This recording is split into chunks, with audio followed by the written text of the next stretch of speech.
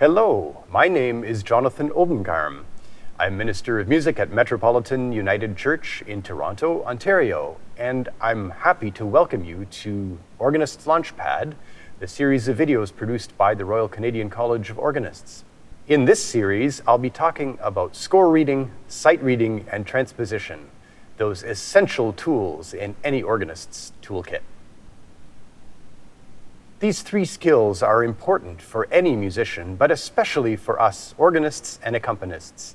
They are the magic that allow us to access the best thoughts of our musical ancestors and to utter those thoughts as though they were our own.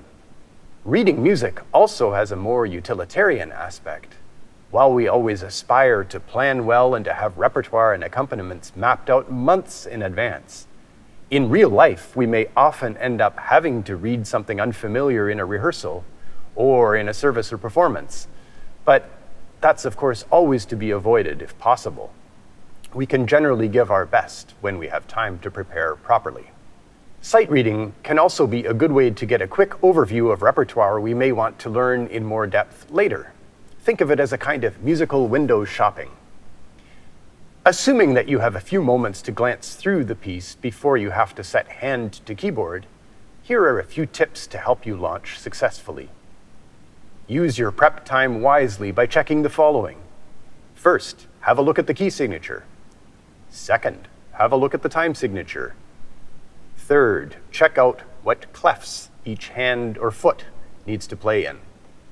Look carefully at the dynamic and tempo indications, especially tempo modifications, such as accelerando, ritardando, etc., and any metrical proportional relationships you may find within the piece. Look at manual pedal registration indications, whether they're at the beginning of the piece or if they're events that you're going to have to navigate in mid-flight. Also, have a look through the score with a quick practical harmonic and formal analysis. Is there recurring material? You really only have to think about those passages once, even if you play them multiple times. What's the harmonic language? Is it a tonal piece? Is it highly chromatic? If there are lots of accidentals, could there be an octatonic scale lurking somewhere in there, or a whole tone scale, another mode? You will need to decode fewer accidentals if you understand the system behind the accidentals that you're seeing on the page. Are there repeated figures for which you could use pattern fingering? Scales or arpeggios for which you could use standard scalar or arpeggio fingerings? Is the division of voices between the systems the best layout for the hands? Could some notes in the bass system be better taken by the right hand or treble system notes in the left hand? If the piece is written on two staves, could you use a pedal coupler to take over some bass notes if the spans are too large for your left hand? These are all a few things to look at before you start playing. But once you've launched, here are a few tips to help you in mid-flight. First of all, read ahead. Intentionally develop your ability to read ahead of the notes you're playing. Start by making sure that your eye is reading the next beat as your fingers play the current one. Then gradually expand this to 2 beats, 3 beats, 4 beats, even a full measure or two. This will buy you time to react to unexpected twists and turns in the score. For example, if there are unusual accidentals or major shifts in physical playing position. You're in fact building your short-term working memory, a skill that will pay you dividends in many other aspects of music making and life in general. When you're practicing sight reading, as in any form of practicing, don't read or play faster than you can see, process, and think.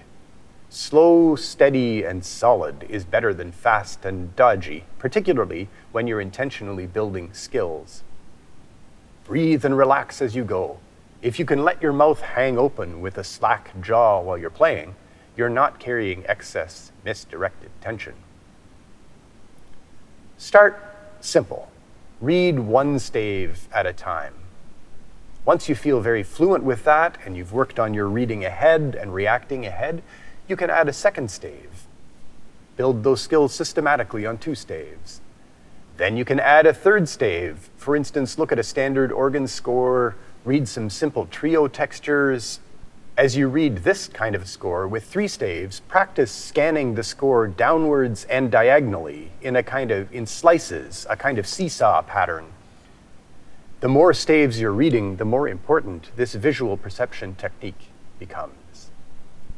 Once you've mastered 3-stave organ score, you can graduate to 4-part standard open vocal score with 3 G treble clefs and 1 bass F clef.